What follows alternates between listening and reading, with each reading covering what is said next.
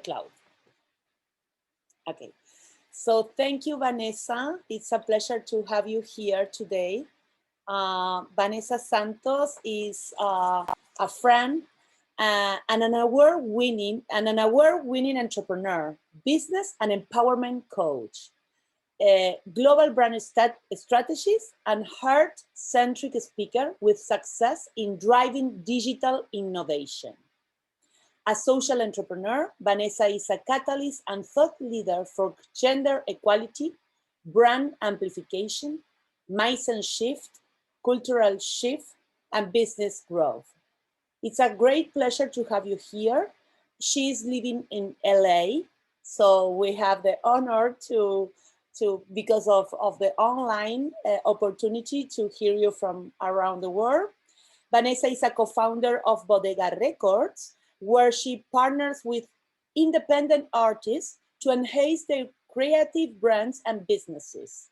Vanessa is also a published songwriter and a creative partner of recording artist Derek Fain. Additionally, Vanessa is passionate about advocacy for women, and I can truly, how do you say, attest that? That's the way? Her life's work is to create spaces for women who feel unseen and unheard, to allow them a launching pad to step into their power. And this is very important. I want to underline this. As a certified business and life coach, Vanessa advises women-founded startups and consultants for female entrepreneurs at the pre-seed stage, with the goal of empowering women of color to flourish in their entrepreneurial ventures. I love it. Vanessa is a dynamic keynote speaker on leadership, inclusion, business, and women's issues. She speaks on gender, pay, and investment disparity with the goal of spreading awareness of the value that women bring to the global economy.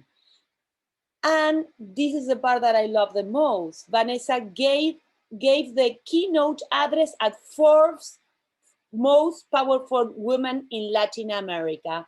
And she inspires and captivates audience with her authenticity, humor, and actionable life-changing advice. So we are super honored to have you. Thank you for taking the time to speak to with our network of women. And I don't want to take more time. We want to be all yours. Please, Vanessa. We are going to talk about small businesses growth. Yes, thank you so much, Maria. Thank you everyone for being here. I actually love that it's a small interactive group. So that way you guys can stop me at any time. We can ask questions and I'll give you a little bit more about my background. So Cassie, as she mentioned earlier, her and I used to be colleagues.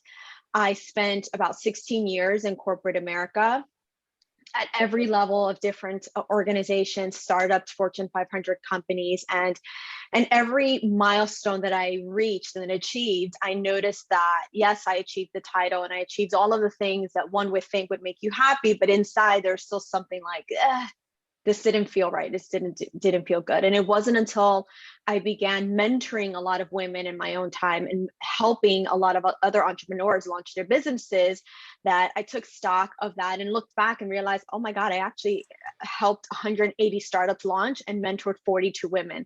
How can I monetize this? And it was a conversation with a very, very well-admired mentor of mine who said to me, well, I'm glad you finally realized it, but you're not meant to be placed in a box. You are a creative person and you are able to do a lot more than you give yourself credit for. And I think oftentimes we don't follow the path of our purpose because we're very concerned with doing what other thinks is right, trying to achieve different milestones. And then it's not until you reach burnout or something big happens in your life that you recognize, wait, this is not the path for me. So I made the very difficult decision to leave corporate America, leave a very comfortable salary and position to launch my own consultancy. I had already been an entrepreneur twice before, so I wasn't nervous about that part.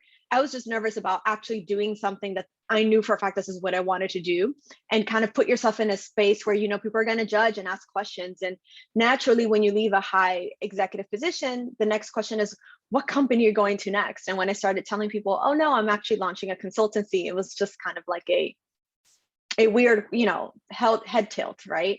And the first few weeks in terms of audience perception was interesting, because everyone was like, how is this going to work? How are you going to do this? How are you going to do that? 2 months into it, after recognizing that I tripled my own salary on my own, and lived my best life and traveled and started investing in other women businesses and doing all of the things that I knew that I could do, because I actually finally freed myself to do it. Now all the people that were unsteady are actually the people that are calling me for advice, that are calling me for help, that are calling me to, hey, can you help me get a job? How did you do it? Right. And so in speaking with Maria, that gave me the idea for how do we give tips that are actionable for small business growth, and that are very focused on your own path and your own journey, because launching a business is a lot more than just an idea. It's a lot more than having passion. It's a lot about purpose, but also setting yourself up so that you can be successful, setting yourself up so that you can be profitable and that your business is sustainable.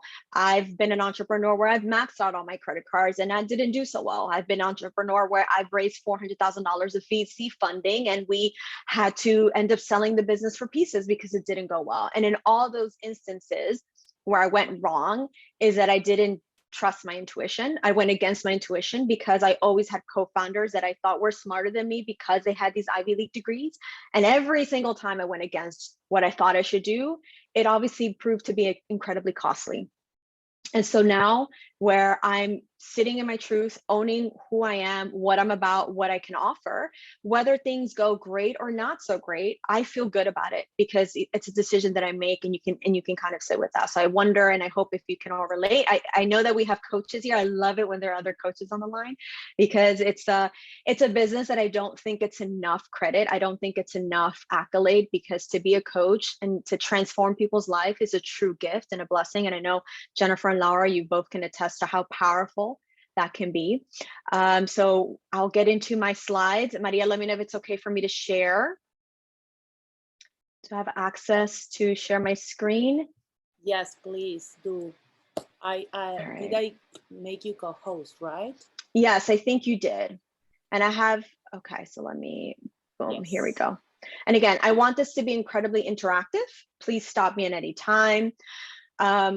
These are incredibly important techniques that I've applied to my own business, but also techniques that we seem to forget, because when we are thinking about launching a business, we're always thinking about the end outcome, the final product. We think about us achieving that pinnacle of success, whether it's making a whole bunch of money, whether it's winning awards, whether it's getting all of the accolades. And we kind of lose sight of all of the little things and nuances that is what creates a very profitable and sustainable, purposeful business. Because when you have purpose to anything, then you get to be authentic. And when you have authenticity, people resonate with that.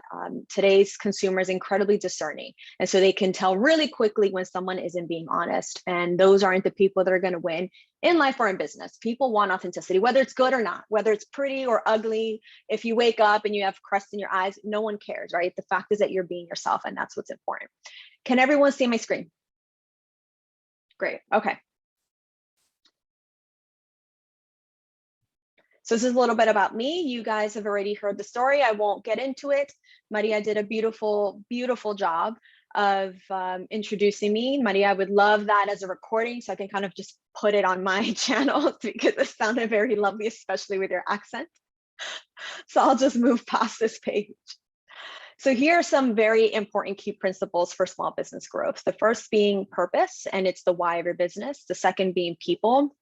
We have this myth that we need to do it alone. A lot in entrepreneurship, we tell ourselves, I got to do this on my own, because if I don't do it, it's not going to get done properly. And one thing that I've learned is that nothing can be done if you aren't working with other people. People are the reason why things are happening and moving in this world. People are the reason why I have this latte. People are the reason why you're wearing the clothes that you're wearing. So we need to really get away from this myth of I need to do everything by myself, because that's just going to lead to burnout.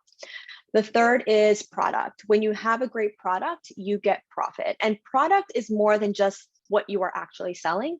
Product goes deeper. It's the feeling that you're selling, and that is what attracts people and actually creates the profit that you're looking for. And then finally, marketing. How are you communicating, engaging with your audience? Because by simply putting yourself up, availability, I'm open for business, doesn't necessarily mean you're going to get customers. And so there are two key tactics that I've employed in my own business that have helped me 3x my revenue in the first 2 months of business, just because I recognize that being myself and just being who you are and owning that is a lot more powerful than trying to be somebody else. And if anyone has questions, just feel free to do the little hand feature or just jump in so that I can answer anything you may have.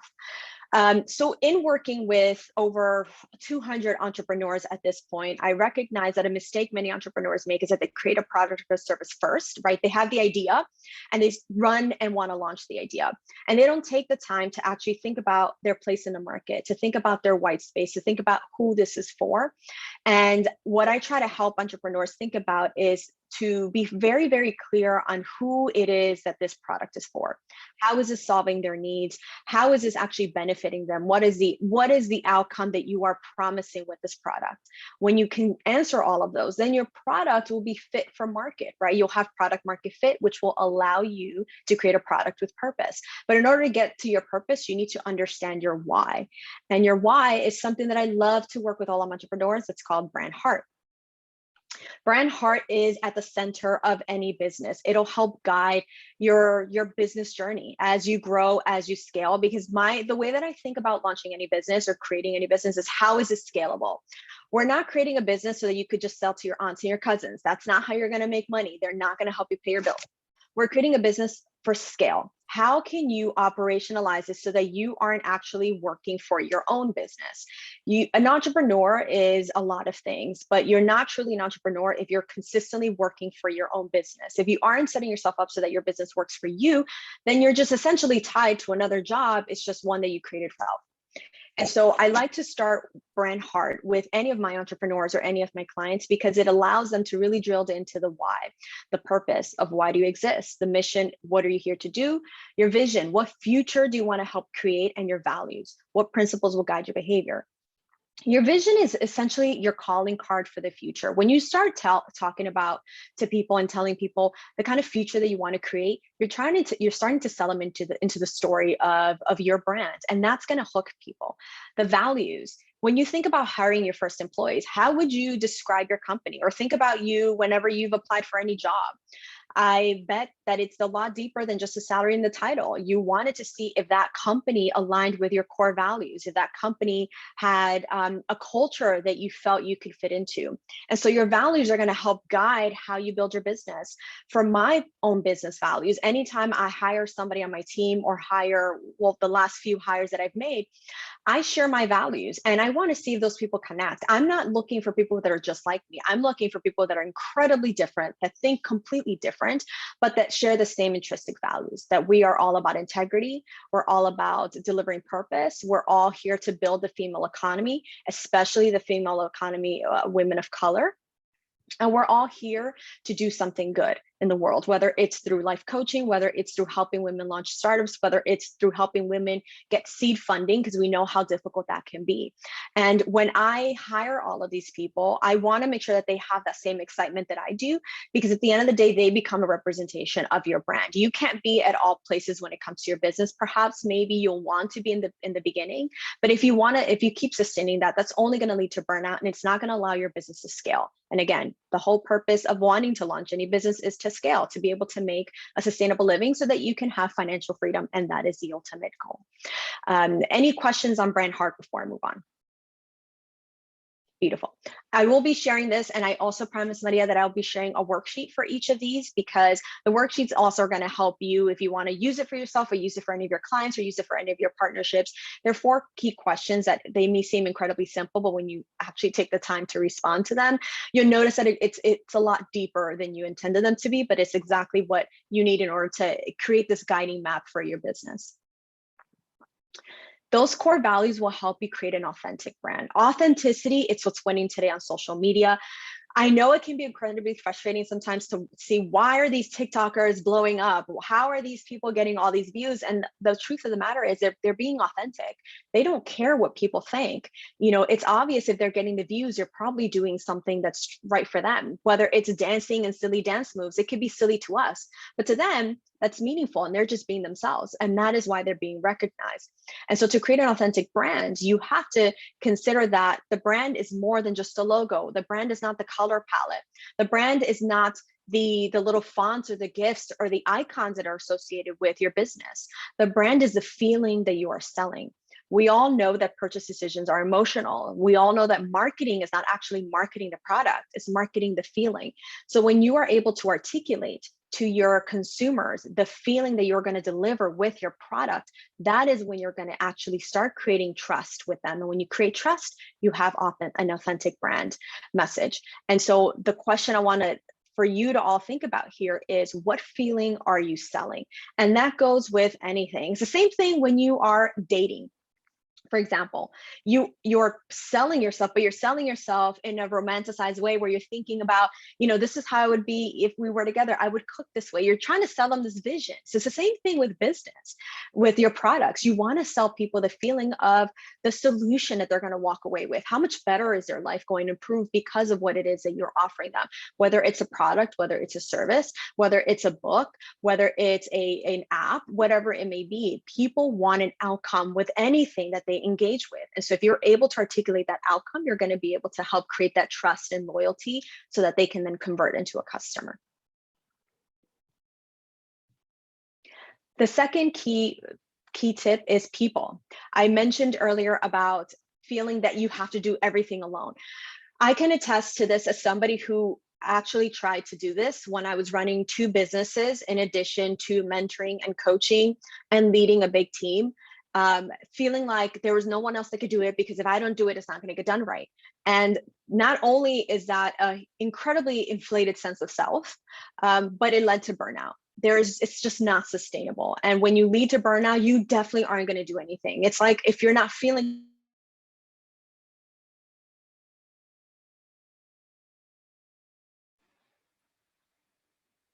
It's me or stop? All of us. Okay. Yes. Yeah. Oh, maybe she's coming back.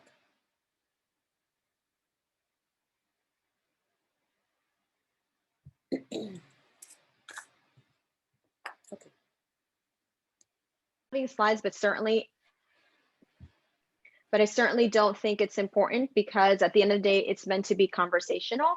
And these are all tips that are not rocket science, but we often do forget about them. So I'm just share a link to view, copy link. I hope everyone here uses and loves Canva. I'm obsessed with it. I don't know if you guys use it for your businesses, but it is seriously a game changer. And I put it in the chat. Beautiful. Yes. Okay. Wonderful. So where I left off was talking about people. And I was saying that oftentimes as entrepreneurs, we give ourselves this false myth that we need to do everything on our own, that the only way things are going to get done is if we're the ones managing it, we're the ones doing all of the pieces. And as somebody who attempted that on her own while managing 2 businesses, managing a regional team, and thinking that I'm the one that has to take on everyone's problems, it only leads to burnout, it leads to exhaustion, and it leads to not a happy person. And that is not a good place to be whenever you want to run a business or scale a business. It wasn't until I decided to finally relinquish control, right? Release and surrendering, the art of surrendering. It is so hard to do, but it is so beneficial in life. And when I surrendered and I trusted other people and I allowed them to step up to the plate and do what they needed to do, is when certain aspects of my business and also my life began to change, because I recognized I didn't have to do everything. I did not have to be the only person responsible for my success. And every single entrepreneur that I have ever met that is crazy successful, even my mentors that are millionaires and billionaires, they are where they are because of people. They are where they are because other people have helped them get there. Years when I was in my teenage years, I was about to say years ago, I'm lying. That was like decades ago. When I was a teenager, thank you. When I was a teenager, I used to intern for this guy named Puff Daddy, P. Diddy, or however he is known because he has 50 million names.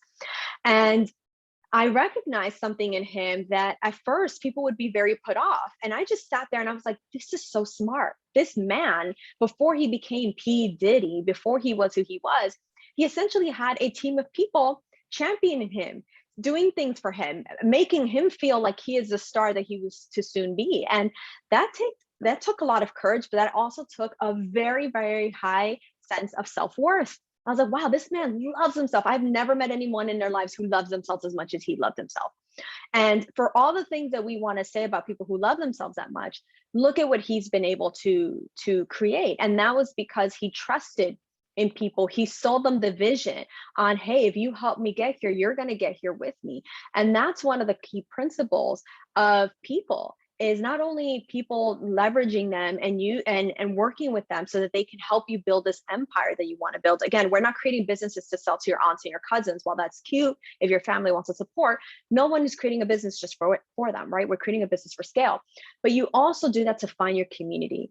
Another mistake that I've seen is that many entrepreneurs and businesses try to be something to everyone. Amazon didn't begin that way. And so we have to find our community, our people. Once you understand who they are, you can appropriately sell to them. But what if you are a new business, or what if you have a new business idea and you don't yet have your consumer base? Then we go on to the next slide, please.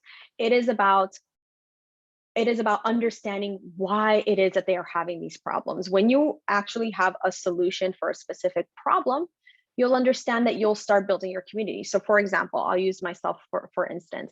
I noticed that there was a huge gap in highly ambitious women to get out of their own way. You can be incredibly smart, you can be incredibly self-motivated, but even as a highly ambitious woman, you still have moments of self-doubt. You still sometimes feel stuck. You sometimes have this imposter syndrome. You sometimes have all of these things that you do to yourself.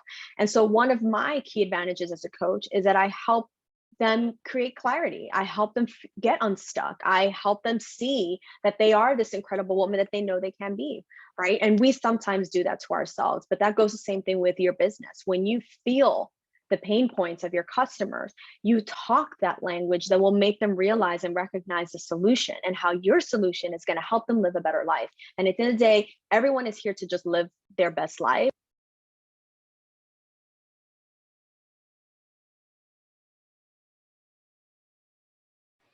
Vanessa, we don't hear you.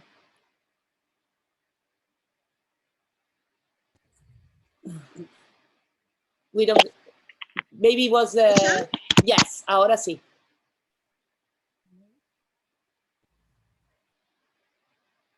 I'm here. Sí, te escuchamos. Okay. I was seeing a lot of no's. So I was like, wait, what do you mean? I can hear myself. Okay, cool. Okay, next slide. This is going to be the best webinar for you, Maria. Tons of technical glitches. I love it. I love it. Mercury stopped being in retrograde and it's a full moon. So let's go with the flow. Absolutely. Absolutely, Vanessa. Don't worry. Sure. So for those that are launching a new business or have a business, understanding your customer personas is key. If you have an existing business and you have customers, studying that data is going to prove to be very beneficial, because then you can create cohorts with that data. You essentially can segment all the different customers that you have and then understand their behaviors, their patterns, their likes, their dislikes, in order to serve them an offering that's going to benefit them. If you're starting from scratch and you don't yet know who your customer personas are, I encourage you to create one. And these can be semi-fictional characters that basically represent your ideal consumer. So if you want to be, if you want to sell a high expensive product, if you want to reach a certain clientele, design them. What do they look like? What's their name? Where do they hang out? What do they do for a living? What are their pain points? What are they struggling with? And when you start envisioning them, getting to know them, you can build your product to basically attract them. And then once you attract them, then you start building that community of people that are like-minded, that are just like this ideal persona, so that you can actually sell to somebody. And so I don't know if any of you have ever conducted this exercise. It's actually quite fun. I get very, very detailed with my customer personas when I first started. I had 3. I named them. I found photos for them. I created mood boards for them. I really wanted to get to know them. And then when I started to launch my e-courses and the different coaching modules that I have, I thought about each of these women, and I wanted to think about, how is this actually going to help her? How will this product service her? How can this benefit her life? And when I launched each of those products, I knew exactly where to market because I knew where they were. So when you know who your customer is, you know where to find them. Next slide, please. And so once you understand where to find them, that's when you can begin your journey to profitability. And that means enhancing your product, understanding that your product is not just the actual thing you're selling. This goes back to the feeling. You'll notice a theme throughout my entire presentation, and a theme throughout anything that I do, period. It is about authentic feelings, because as much as we say that business is not personal, that is a complete lie. It absolutely is. Anything we do is personal because it starts with a feeling. It starts with you knowing that you have something to do, you knowing that you have something to offer, you knowing that there's something that needs to be changed in this world, in this environment, or in whatever category of business that you are in. But that is where you started, because it started with a feeling. And then you have to be more pragmatic and build a business out of it, right? But the product starts with the feeling. When you begin to sell the feeling that you're going to deliver with that product, that's when your product becomes profitable. If you're focused on just the benefits of the product, right? If I were to just focus on the fact that this is my AirPods Pro and this case protects it, cool, that could be interesting. But if I were to sell it as, this represents me. I love avocados. It is unique. It is a soft silicone. It is sustainable. And I know how sustainability is incredibly important, especially in a climate where, you know, our earth is being consistently polluted. And then on top of that, you get to protect your AirPods Pro. That is a much more sellable angle that'll attract your consumers versus, hey, protect your AirPods Pro. If you feel like you cannot damage your things, you're not going to care about it. But if you sell them on the emotion, if you're selling them on the personality of this product, right? Because every product has a personality, because it ties to the personality of a human. Again, sales purchases are incredibly emotional. 83% of purchase behaviors are emotional. A lot of those are created from biases, from when you grew up, from things that you absorbed around you, from marketing around you that you probably didn't recognize you were being marketed to, and from your friends and family. For example, growing up, for me, the only seasoning that I thought was the best seasoning was Goya, because it always was used in my family. So if anytime I bought to the supermarket, I was like, oh no, I want authentic, I want Goya, right? It wasn't until I got older that I was like, shit, that has a lot of salt. It's not actually good for me. But then I made my own decisions, because I'm now my own woman. I am my own person. I create my own guidelines for my life. But for a very long time, I thought Goya was like it was the bee's knees. But it was sold to me as that way because of from my family, because of what I grew up, because of commercials.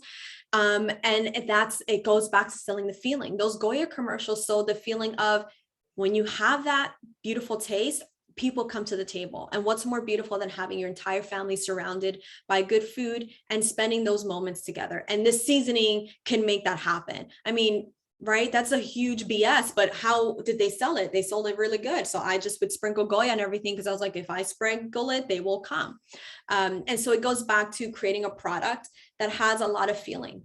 And there's 2 strategies that I like to use to help me build any product, or when I work with any entrepreneur, to ensure that 1, they find their white space, because this will help them understand their key solution, and 2, creating a roadmap so that they can start to pre-plan all their releases, updates, and financially plan for how they're going to continue to scale their business. So the next slide is a SWOT analysis. And this is what's called as your white space. And so if we use coaching, because we know I have coaches on the line. If you're using coaching, for example, you can use your tagline of helping you build the best life. Awesome. That is right. That is like a bare minimum of what you offer as a coach. But if you can find your white space by looking at your competitive set, by looking at what's missing, by looking at what you have to offer compared to what others may or may not offer, what's that special twist? What's that secret sauce that only you can provide?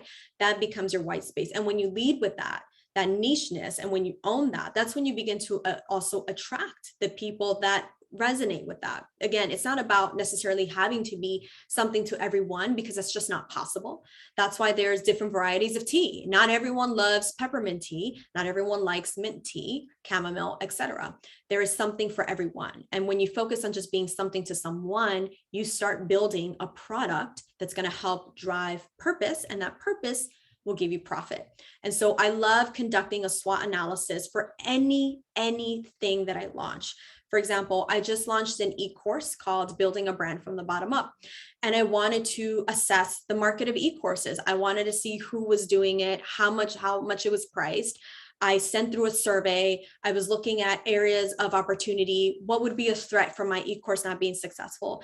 And it led me to pricing it at $333, because I'm also a huge numerology person, so it needs to feel authentic to me, right? I'm big on numbers, 111, 333. I mean, I'm seeing numbers all the time, but that's like the universe sending you signs. But then I also wanted to see what wasn't being offered. And I recognized that you have so many e-courses attainable and available to you. But there was an e-course that was a bit more edgy, that had somebody just speaking straight to the point, and that honestly used a little bit of curse words. I'm from New York, we curse a lot, and I'm not going to apologize for it. And so my e-courses have a few F's in there and a few shits and a few damn it's. But you know what? It is the reason why that makes me me and who I am. And I don't need to apologize for that, because the people who appreciate that will sign up, and the people who don't, I'm not for them. And that's okay, because I'm not building something for them anyway. And so the idea with the SWOT analysis, for you to find your white space, to find your areas of opportunity, so that when you build your product with purpose, you're building a community as well that understands your language, and you guys speak the same language. Next slide, please. The fourth key tip is be where your customers are. I was recently working with an entrepreneur who, and I find that this is quite common with many entrepreneurs, who was afraid of showing up on social media, because she's like, well, I'm not selling myself, I'm selling my product. True, but also not true. You are also the brand. The person behind the product is equally as important as the actual product, because in today's age, with so much saturation in every single industry, people want to connect with something, people want to connect with someone, and they want to get to know you. There's a reason why behind the scenes footage is our footages that are incredibly successful across all social media channels. So something that I do with a lot of my clients is hang out where they hang out, right? Create fake pages, see what they're speaking, what their language are, what hashtags are they using, what times are they on there, and build that profile for your customer persona, so that when you start employing targeted ads, advertorials, any strategic ad placements, you're spending your money wisely, and you're also marketing to them when they're actually there. If your consumer is not hanging out on TikTok, I have no idea why TikTok should be part of your marketing strategy. If your consumer is mainly focused on Facebook, consider Facebook and YouTube, because those are adjacent but complementary platforms that specific consumer of that age group will actually be and want to connect with your brand. So it's a very key component to be where they are, to understand where they are, but then not to be afraid to show up. Because when you start limiting yourself by worried about what others are going to say, by focusing too much on the competition and what people are and aren't doing, you're again inviting many more distractions into your universe. And what you need to be laser focused on is the value that you have, and just you being who you are is valuable enough. And then your product will speak for itself, because you are not going to allow a product to be out in the market that isn't good. Right? But you also have to be confident about that and not care about what people think when you show up. And so something that I challenge all of my clients to do is to show up on social media. I need you to be present. And that includes LinkedIn. That includes writing articles. That includes writing stories, creating content, talking to people about your journey. People are nosy. I mean, I'm nosy. Everyone wants to know what's happening in people's lives. People want to know the good, the bad, when things work out, when things don't work out. And that's why I encourage people to just show up and talk about your honesty, talk about what it's like to launch a business, what it's like to be a woman, a female entrepreneur, what it feels like to be in a room full of people that often doubt you, right? And just be vulnerable with that. And you're going to see that you're going to start attracting your community. And those community members can become customers. And I don't want you to shy away from understanding the value of the power that you have by just you being you. And when you begin to be where your customers are and connecting with them authentically, you're also going to get a much more stronger sense of self and some confidence, because you're going to realize that it doesn't matter what people say or don't say, because whether you do something or not, people are always going to have something to say anyway. So I want you to listen to where your customers are, talk to them, understand them, because the best feedback you're ever going to get is from your customers.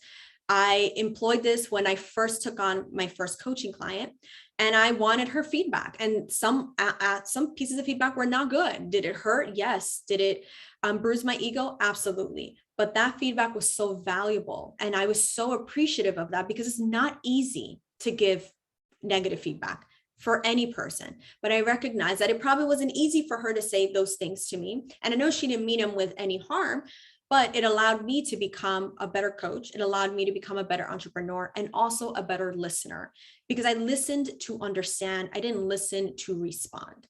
And when I understood her feedback, I was able to create something that was much more dynamic, that actually solved for what she needed. And then all of my programs were designed in a different way, that I recognized, oh my God, it was just a few tweaks, but I wouldn't have gotten there had I not solicited this feedback to begin with. So also feel comfortable in soliciting feedback from people who use your products and people who don't. You want to know why people are not using it. You want to know why perhaps an email that you send isn't engaging with people, an offering that you put on your website isn't connecting. The only way you're going to know is if you ask for that feedback. Next slide, please. So here are two strategies that I recommend for any marketing, especially when you're creating content. The one is user generated. Word of mouth is, if not the most powerful component to any company and or business. 95% of my clientele comes from referrals. I have not at all marketed myself as a life and business coach. I haven't even announced it on LinkedIn, because I quite honestly gave myself a sabbatical. I wanted to nurture myself, take the time off. I just became very fortunate that I built my own brand equity, which is why I say it's incredibly important for you to build your own brand equity as a person. It's not just about your business. It's about the person behind your business. Because when people connect with you and then they trust you, if you then are going to launch a product, they're going to trust it because it comes from a trusted source. If you're building your brand equity, if you show up consistently across all channels, if what you're saying connects with them and also makes sense and isn't disjointed, they're going to see you as that figure, as that thought leader in that specific topic. But you have to show up consistently. And I did so through many years when it came to women empowerment, when it came to tools and resources to helping women entrepreneurs. But I was doing so because I genuinely cared. I wanted to share knowledge, because I believe knowledge is wealth. And then when I had something to offer, I put it on my website, but I didn't announce it anywhere else. And I started just getting leads because it became through word of mouth. And earlier clients, when I did work pro bono to kind of craft my skills and refine my methods, they shared those positive effects with other people. And then that's how I built my clientele roster. I've yet to market myself. I've yet to spend money on any ads. And this goes back to user generated. When you are creating meaningful content and people are sharing your content because it's quality, you're going to get a higher response than if you were to buy or pay for an ad. I'm not saying ads aren't great. Ads are fantastic. It's what has allowed certain businesses that I invest in to scale, right? Because you want to attract new audiences. But user-generated content, I've noticed, is the ones that performs much, much higher when it comes to actually converting into sales. If you post something on your story and people share that is amazing. Post more of that. That's why it's so important to study what it is that people resonate with. So you do more of that so that you can start building that brand equity for yourself and for your business, so you can get more sales and drive more buzz. The second strategy is delivering value. So a lot of times people are like, oh, I have to be social media. It's part of it. Yes, but also deliver value. Don't just show up to show up. Don't just post a photo of like Tuesday latte. Cool. That says nothing. Nobody cares about that. I don't care what latte people are drinking. I care why they're drinking that latte. If she's telling me that this matcha latte gives her caffeine, but doesn't give her the down effect that she gets when drinking coffee, that's more of a selling point for me. I'm probably going to drink that matcha. And because she drinks matcha all the time, if she were to do a sponsored, I'd probably go and buy it, because I'm like, hey, this is what she drinks. She probably wouldn't do something. She probably wouldn't sponsor a brand if it didn't align with something she drank anyway, right? So it's about delivering value, but it has to be authentic. People can see through BS. If you're just being completely honest and giving a lot of free value, people are going to resonate. For example, I have a lot of free downloads on my website.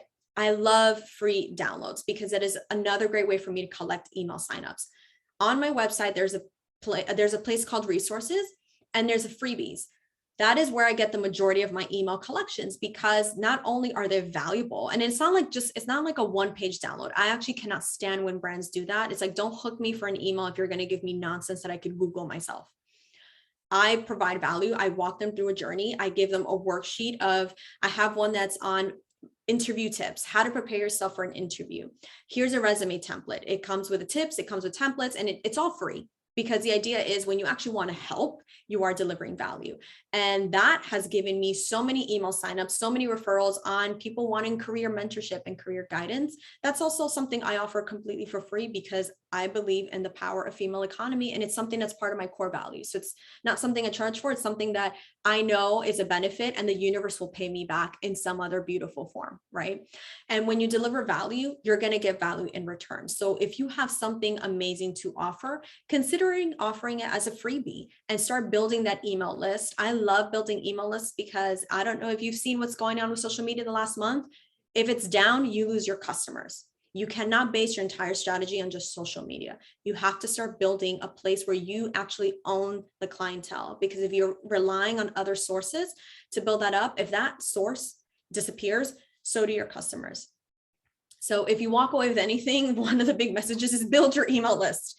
Build your list so that people know who you are. If you're selling any product, if you are walking them through any email chain, try to collect those people's emails, but don't collect them for the sake of collecting. Make sure that you have some kind of email sequence to follow up with, that you're consistently delivering value. And if you're going to send them an email, make it a standard cadence. Don't go from emailing them once a month to every single day, because people will unsubscribe. And also don't go from emailing them weekly or monthly and then disappear for 3 months and come back, because then people will forget about you and also unsubscribe. It's about keeping that consistency across, but also the authenticity. Whenever I email someone, and I put this very clear in my emails, I email you when there's something important, because just like you, I have shit to do. So I'm not going to, bog down your inbox with nonsense. And that is literally what I have on my emails, and people appreciate that.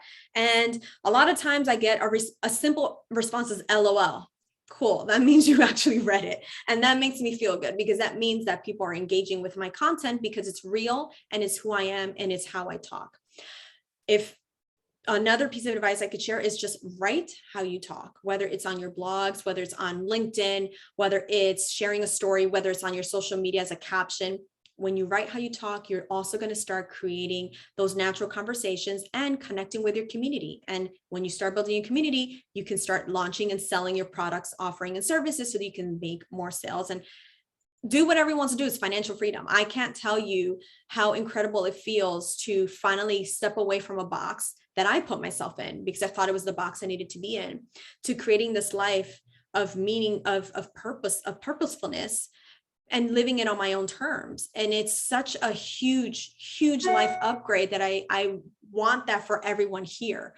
And that only comes with you listening to your inner voice, being authentic to who you are. And honestly, most importantly, not giving an F what people think. Because again, whether you do something or not, everyone's going to have something to say. You cannot be anything to everyone, but that's fine, because you don't have to be. There are 8 billion people on this earth. Let those other few billions that don't want to work with you, work with other people. You're going to be authentic to you, and then you're going to build your authentic brand. And that brand is going to be sustainable.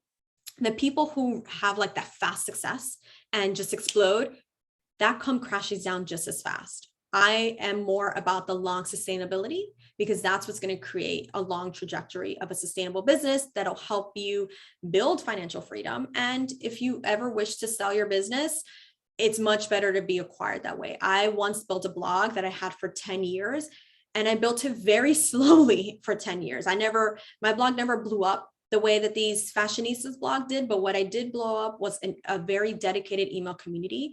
And a year ago, I decided to sell it. I sold it to a media agency because not only did they value the community that I built, they valued the information and the contact that came with that blog. And I never thought about selling it, but I recognized that I was no longer a blogger, a fashion lifestyle blogger in that sense. And it was a smart choice, and it was a good financial choice because it helped me then build and invest that in other businesses. So you never know where your business trajectory will lead, but if you do so with authenticity and you understand all of the numbers and all of the components of your business, you are going to be much better prepared for all of the things that life will throw your way, because let's face it, Mercury's in retrograde about 13 times a year and things can get a little bit crazy. Next slide, please.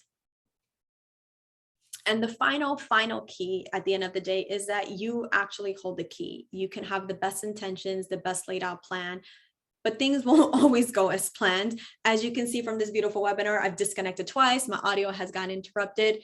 But you still have to show up and be who you are and trust in your message. And I trust in the message and the value that I'm delivering. And I thank you all for not disconnecting and for being on here and sticking it through. And just remember that you have it within you to do and create whatever it is that you want. The way that I also look at it is, if I've met people that are honestly morons, that are just so rich, and I'm like, how the hell? You recognize that you don't have to be mega smart to make money. You just have to know how to game the system. You know, you have to be strategic. You have to let people work for you. You have to let people want to help you. And for so long, I really had this belief of, I need to do it by myself.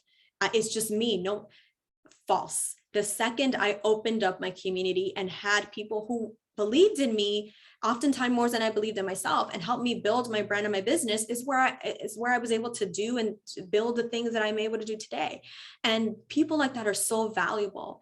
And that's what's going to help you grow and build a scalable business, because again, we want to build for scale so that you can live your life on your terms, however you'd love to live it. Any questions? I don't know how much time I took up because I got disconnected 50 million times. Yeah. Thank you, Vanessa. We are on time, but okay. But since you Disconnected. Yes, disconnect. We can extend a little. Kadu need to get out of the call, but I would love if the participant has a question. This is the right moment. At least 5 minutes. Yeah, I'd love to know what kind of please, coaches we Vanessa, have on the line. I would love to know the coaches that we have on the line, because I'm obviously a huge fan of coaching. Love to know the coaches that we have on the line. Who do you service? Well, I'll speak up first. Hi, sweetheart. So I in 2009.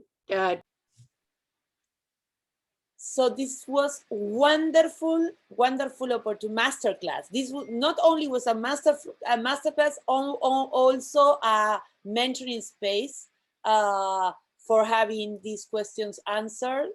This is the benefit to be a part of the community of Revolution and gets invited. So thank you for your generosity, time, energy, and Vanessa.